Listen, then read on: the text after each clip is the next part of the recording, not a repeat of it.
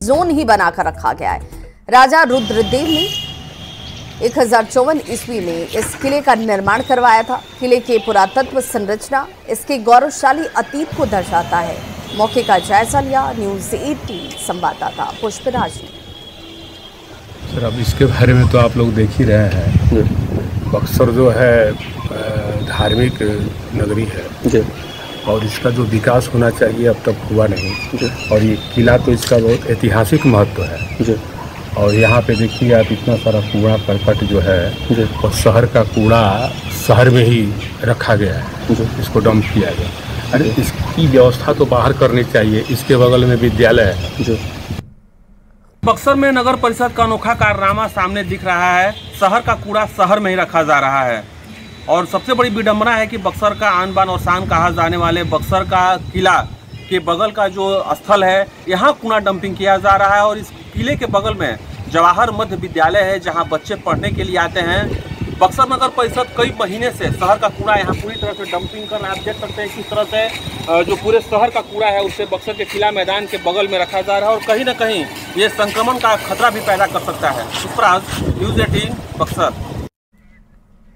प्राकृतिक आपदा और बदहाल उद्योग व्यवस्था सीमांचल की पहचान रही है, लेकिन अब इस व्यवस्था से निपटने की तैयारी की जा रही है। कटिहार इंजीनियरिंग कॉलेज के स्टार्टअप सेल और बिहार सरकार के उद्योग विभाग की तरफ से ये नई पहल की जा रही है, जिसमें कटिहार के सुदूर इलाके से आने वाले युवा उद्यमियों के स्टार्टअप से इलाके में रोजगार का जाल बिछाया जाएगा। सुदूर इलाके से आने वाले युवाओं का इनोवेटिव आइडिया के आधार पर चयन किया जाना है और इस आयोजन में कई इन्वेस्टर के साथ साथ कटिहार उद्यमिता विभाग के अधिकारी भी शामिल हो रहे हैं। आयोजकों को उम्मीद है कि सुदूर इलाके से आने वाले युवाओं के बिजनेस मॉड्यूल से व्यापार के क्षेत्र में एक नई क्रांति आएगी। आयोजन से जुड़े आयोजक और उद्योग विभाग के अधिकारी से बातचीत की न्यूज़ 18 संवाददाता सुब्रत कोहान। चल के ये इलाका बदहाल उद्योग और रोजगार के संकट के लिए जाना जाता है, लेकिन कटिहार इंजीनियरिंग कॉलेज के छात्रों ने मिलकर अब एक नया पहल किया है और इनोवेटिव एक्स के माध्यम से रूरल एरिया के बच्चों को आइडिया को ऊपरी स्तर तक पहुंचाने की कोशिश करें। पहले आयोजन के बारे में जान लेते हैं। यहाँ पे इनोवेट एक्स का आयोजन किया जा रहा है, जिसमें कि कटिहार डिस्ट्रिक्ट के बहुत सारे स्टार्टअप यहाँ पे आए हैं। बहुत बच्चों ने अपना स्टार्टअप आइडिया यहाँ पे शेयर किया हमारे थ्रू और हम यहाँ पे उन बच्चों को बढ़ावा दे रहे हैं ताकि वो अपने आइडिया को बड़ा बना सके और उस आइडिया से अपना बिजनेस बना सके। बहुत ज़्यादा लाभ होगा। यहाँ के क्षेत्र में पिछड़ा इलाका है, यहाँ एक तरह से गरीब डिस्ट्रिक्ट भी है, तो यहाँ के छात्रों को बहुत ज़्यादा फायदा होने वाला है। जो भी स्टार्टअप के तहत आएंगे, एक नया सोच के साथ, एक नया प्लान के साथ, उनको उद्योग विभाग का तरफ से पूरा सहयोग रहेगा। सृजन के पहल अपने आप में एक नया उदाहरण है। इससे न सिर्फ रोजगार सृजन होगा बल्कि बिहार के ये रिमोट इलाका अपने जो कुशल छात्र के दम पर जाना जाएगा। सुब्रत, न्यूज़ 18 कटिहार। रोहतास में इस साल समय पर बारिश नहीं होने से खेतों में सुखाड़ जैसे संकट है। इलाके में नहरों में पानी नहीं पहुंच पा रहा है, जिससे धान की रोपाई प्रभावित हो रही है। किसान किसी तरह से पंपिंग सेट के माध्यम से अपने खेतों में धान को बचाने में जुटे हुए हैं। सासाराम के भदोखरा गांव में खेतों का जायजा लिया न्यूज़ 18 संवाददाता ने। तो रोहतास जिला को धान का कटोरा कहते हैं, लेकिन इस बार जो धान की खेती काफी प्रभावित हो रही है। कारण है कि मानसून का जो बारिश होना चाहिए था और सावन महीने में जो बारिश होनी चाहिए थी वो नहीं हो पाई है, जिस कारण किसान परेशान है। बहुत परेशानी है। देख रहे हैं कि रोप दिए हैं तो अभी सूखा जा रहा है रोप। अब ये पता नहीं है अब कहाँ ले पानी लगेगा। तो रोपने के लिए तो पानी तो दे दिया, अब बाद में देगा या नहीं देगा। कैसे रोप रहे हैं आप लोग? अरे दूसरे के भाड़े पर देकर पानी हम रोकते हैं। आप समझ सकते हैं किसानों के सामने कितनी परेशानी है, क्योंकि लगातार जो है कड़ी धूप खिली है और बारिश नहीं होने के कारण जो असिंचित क्षेत्र है, जो इलाका खासकर बारिश पर के पानी पर निर्भर है, उन इलाकों में रोहतास जिला में खेती प्रभावित हो रही है। अजीत कुमार, न्यूज़ 18 सासाराम। पूर्णिया में तनिष्क ज्वेलर्स के शोरूम में हुए करोड़ों की चोरी के बाद करोड़ों की ये लूट की घटना हुई थी। लूट की इस घटना के बाद से पीएचईडी मंत्री नीरज कुमार बबलू तनिष्क के शोरूम पहुंचते हैं। इस दौरान मंत्री ने कहा कि लोकसभा चुनाव के बाद इस इलाके में अपराध काफी बढ़ा है। जिन्होंने लूट की इस घटना को अंजाम दिया है उनका सीधा एनकाउंटर कर देना चाहिए। साथ ही मंत्री ने आगे क्षेत्र में की जाने वाली व्यवस्थाओं के बारे में बताया और कहा कि नगर में जगह जगह सीसीटीवी कैमरे लगाए जा रहे हैं और पुलिस कर्मियों की कमी को दूर किया जा रहा है। फिलहाल सरकार इस दिशा में प्रयासरत है। देखिए, जो घटना घटी ये काफ़ी दुखद है और बड़ी घटना है पूर्णिया शहर के लिए। दिन दहाड़े मेन रोड पर इस तरह की घटना काफ़ी चिंताजनक है।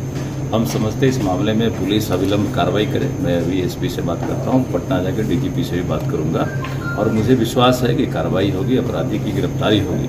लेकिन अपराधी का मनोबल कहीं न कहीं इस इलाके में जरूर बढ़ रहा है। जब से लोकसभा का चुनाव हुआ है, निश्चित रूप से अपराधियों का मनोबल बढ़ते जा रहा है। तो पुलिस को कार्यशैली बदलने की आवश्यकता है। हम चाहते हैं कि पुलिस का दहशत अपराधियों के दिल में हो, इस तरह का काम पुलिस करे और ऐसे अपराधियों का सीधा एनकाउंटर करे, तब जाकर के कुछ न कुछ कार्रवाई हो। दानापुर के बेउर में पुलिस ने एक लुटेरी दुल्हन को पकड़ा। ये दुल्हन कभी खुद को डॉक्टर बताती है तो कभी अपने आप को आईएएस ऑफिसर और युवकों को अपने प्रेम जाल में फंसाकर उन्हें शादी का झांसा देकर ठग लेती है। युवती ने अपनी नकली एम्स का कार्ड भी बनवा कर रखा है। साथ ही साथ आईएएस की फर्जी कटिंग भी उसने रखी हुई है, जिसके सहारे युवकों को फंसाने का काम कर रही थी। युवक ने जब आईडी चेक की तो उसे कहीं ना कहीं इसमें गड़बड़ी दिखी, जिसके बाद युवक ने इसकी सूचना पुलिस को दी। पुलिस की जांच में लुटेरी दुल्हन का पर्दाफाश हो गया। पुलिस ने आरोपी महिला के पास से 39,000 रुपए, लाखों के जेवर और एक मोबाइल बरामद किया है। बेउर थाना में एक व्यक्ति द्वारा सूचना दिया गया कि एक महिला जिसके साथ उनका रोका 26/7/24 को होने वाला है, वह महिला का पहचान संदिग्ध है एवं वो उसके घर से जेवरात एवं कीमती सामान ले जाने की फिराक में है। उक्त के आलोक में थाना द्वारा तुरंत कार्यवाही किया गया, जिसमें वादी के सहयोग से उक्त महिला के पास से 2 आधार कार्ड जिसमें अलग अलग नाम एवं अलग अलग जन्मतिथि अंकित है तथा दोनों का आधार संख्या एक ही है। तो पूर्णिया में तनिष्क ज्वेलर्स में दिन दहाड़े 3,70,00,000 की डकैती की घटना सामने आई थी, जिसके बाद से जिले के जो व्यापारी हैं उनमें दहशत का माहौल साफ नजर आता है। व्यापारियों का कहना है कि प्रशासन ऐसी घटनाओं पर कार्रवाई करे और अपराधियों को जल्द गिरफ्तार भी करे। अगर 72 घंटे के अंदर कार्रवाई नहीं होती है तो व्यापारी सड़क पर उतरकर प्रदर्शन करने को बाध्य होंगे। जो आपराधिक घटना हुई है उससे सारा व्यवसायी समाज तथा आम लोग भयभीत हैं। इस संदर्भ में हम लोगों ने आज पूर्णिया के विभिन्न संगठनों के साथ एक साझा प्रेस कॉन्फ्रेंस बुलाई है ताकि प्रशासन पर दबाव बनाया जा सके कि जल्द से जल्द अपराधियों की धरपकड़ हो और अच्छा मैसेज प्रशासन की तरफ से समाज में जाए। घटना हुई है, जो क्राइम हुआ है वो एक पुलिस के लिए बहुत बड़ा चैलेंज है। अगर थोड़ी भी शर्म है, इस चैलेंज को स्वीकार करें और जल्द से जल्द गिरफ्तारी हो, नहीं तो दूसरी घटना के लिए वो तैयार है। क्योंकि आज तक इतिहास है, पहले भी पूर्णिया में इस तरह की ज्वेलरी की घटना हुई है और नहीं पकड़ पाने के कारण फिर दूसरी बार घटना हुई। आज हमारा पूर्णिया जिला भय के माहौल में जी रहा है। विगत 2 महीनों से काफ़ी घटनाएं घटी हैं। भवानीपुर में एक घटना घटी, उसको अगर हम छोड़ दें तो 2 लूट की घटना पिछले 1 से 1.5 महीनों में हुई है, जिससे व्यवसायी वर्ग, उद्यमी वर्ग काफ़ी अनिश्चितता के माहौल में जी रहे हैं। मोतिहारी के भटहा तिलकुटिया गांव में देर रात चोरों ने रामजानकी मठ से 6 अष्ट धातु की मूर्ति की चोरी कर ली और फरार हो गए, जिसके बाद पुलिस ने मौके पर पहुंचकर घटना का जायजा लिया। मंदिर के पुजारी ने कहा कि वे बाहर सोए हुए थे। जब सुबह मंदिर में पूजा करने के लिए पहुंचे तो भगवान की मूर्ति गायब मिली। ये मूर्ति यहाँ 100 साल से भी ज्यादा पहले से स्थापित थी। इन मूर्तियों की कीमत 7 लाख के करीब बताई जा रही है। पथारी से चढ़ के सीढ़ी में उतर के मूर्ति चोरी। कौगो मूर्ति चोरी भइल बा? 6 कथी के मूर्ति है? धातु के। कितना दिन से ई मंदिर बा? लगभग 100 वर्ष। बूढ़ी गंडक नदी में आई बाढ़ के बाद अब नदी का जलस्तर लगातार कम हो रहा है और इससे पूर्वी चंपारण के मधुबनी घाट, गिरी टोला, गिरता टोला, सुंदर पट्टी सहित कई पंचायत में कटाव के हालात हैं। ग्रामीणों की शिकायत पर जल संसाधन विभाग के अधिकारी, अभियंता और कर्मचारियों ने कटाव वाले इलाकों का जायजा लिया। विधायक प्रमोद कुमार भी मौके पर पहुंचे और व्यवस्था की जानकारी ली। इस दौरान मंत्री ने कहा कि केंद्र सरकार के बजट में बाढ़ प्रभावितों के लिए विशेष पैकेज का प्रावधान किया गया है। ये पूरा गांव का कल माननीय जल संसाधन मंत्री माननीय विजय चौधरी जी से भी बात हुआ है और अपने माननीय प्रधानमंत्री महोदय का विशेष पैकेज आया है और हमारे ये कार्यपालक अभियंता हैं, क्या नाम है जी, आलोक कुमार सिंह। तो जिलाधिकारी जी ने भी इनको निर्देशित किया और वहां से भी विभाग से भी आया है।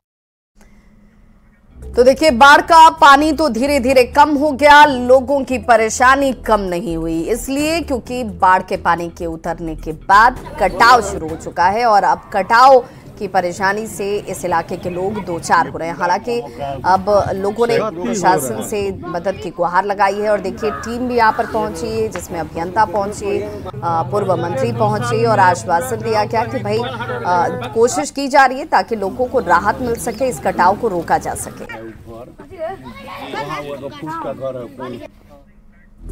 तो इस बुलेटिन में बस इतना ही, लेकिन न्यूज़ 18 बिहार झारखंड पर खबरों का सिलसिला लगातार जारी है।